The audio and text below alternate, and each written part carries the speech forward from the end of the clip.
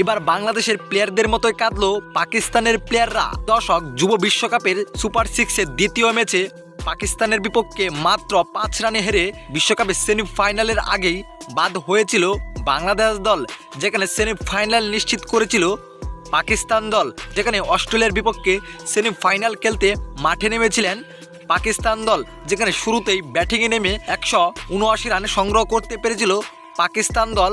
38 over 5 বল খেলে all out হয়ে, যেখানে এই রানের জবাবে ব্যাটিংয়ে নেমে রীতিমতোই ব্যাটিং বিপর্যয়ে পড়ে যায় অস্ট্রেলিয়ার যুবরা। শেষ দিকে অস্ট্রেলিয়ারদের প্রয়োজন 1 ওভারে 3 রান, যেখানে হাতে ছিল মাত্র একটি উইকেট। যেখানে প্রথম বলেই বিশাল একটি চার মেরে জয় তুলে নেয় অস্ট্রেলিয়া। মাত্র 5 বল হাতে রেখেই বিশাল জয়ে পাকিস্তানকে হারিয়ে বিশ্বকাপে ফাইনালে উঠে যায় অস্ট্রেলিয়ার যুবরা। যেখানে 11 ফেব্রুয়ারি শক্তিশালী ভারতের বিপক্ষে ফাইনাল খেলতে মাঠে নামবে অস্ট্রেলিয়ারা।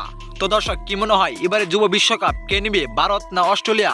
অবশ্যই জানাবেন আপনার মতামত আমাদের এই ভিডিওর কমেন্ট বক্সে। ধন্যবাদ।